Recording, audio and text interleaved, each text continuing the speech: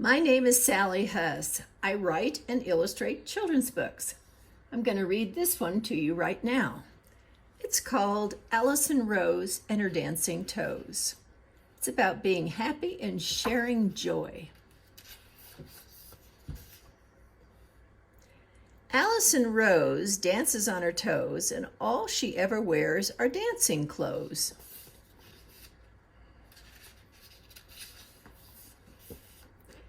She dances on her bed when she gets up in the morning, donning her clothes, which are never boring.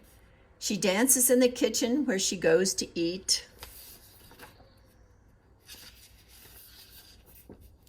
She dances in the living room, waking her cat from its sleep. She dances in the garden. She dances at school. She even dances underwater in the swimming pool. She dances all day until late at night. Others thought it was an extraordinary sight. Anyone could see that Allison Rose is a dancer from the bottom of her feet to the tip of her nose.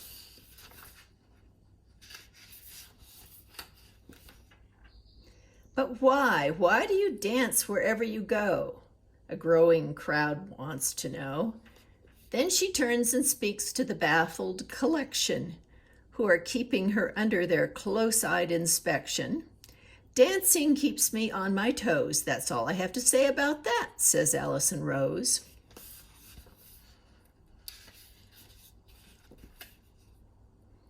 But then she thinks it would be more fun if she were not the only one. Why not join me, she asks. What kind of dancing would you choose if you had on dancing shoes? They think. What a most tantalizing thought. So she offers a number of suggestions, hoping they will make some interesting selections. There is toe dancing, sometimes called ballet, and slow dancing, in which the dancers sway. There is square dancing, which requires a group to participate.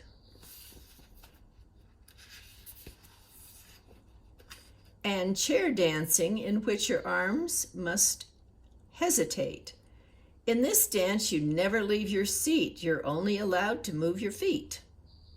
Germans like their polkas and schottisch, and there are jigs for the Irish and Scottish.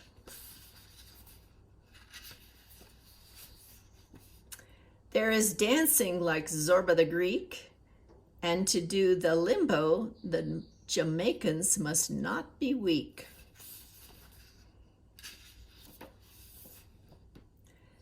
The proper English prefer tea dancing, and some at rock concerts swear by free dancing.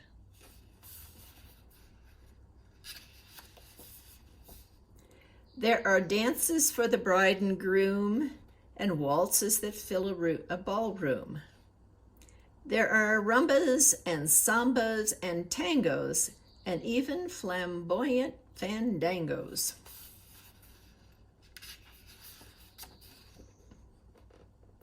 The South Americans never stop with just a few. They are always coming up with something new. You might like the cha-cha-cha or their delightful cucaracha-cha. How about a lovely quadrille or a simple dance in the form of a reel? In France, the ladies do the can-can, but don't try it unless you think you can. There are some silly dances like belly dances, grizzly bear dances, and tarantella dances. And there are even dances for loafers called clogging, and dances for loggers on logs called logging.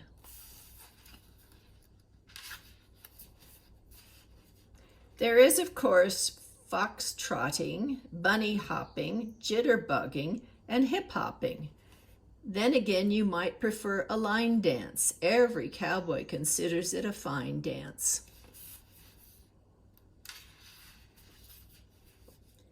Tap dancing and the Charleston were popular long ago. So was the colorful Caribbean calypso.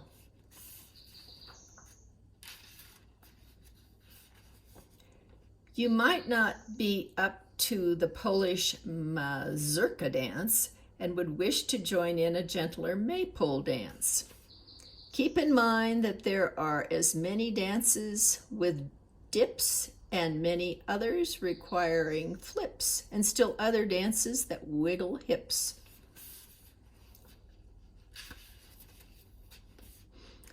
As Allison Rose rattles on, her suggestions begin to catch on. The crowd begins to pick up their feet. They discover that dancing is indeed a treat. She calls out, "It doesn't matter, choose any style, each will lead you to a smile."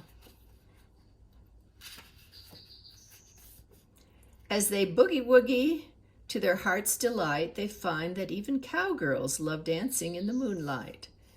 Then they all yell, "Thank you, Allison Rose, for unlocking our dancing toes." Now, which dance would you choose if you had on dancing shoes? The end, but not the end of dancing. Dancing with the feet is one thing, dancing with the heart is another. This book, like all of my books, may be found on Amazon or on my website, sallyhuss.com.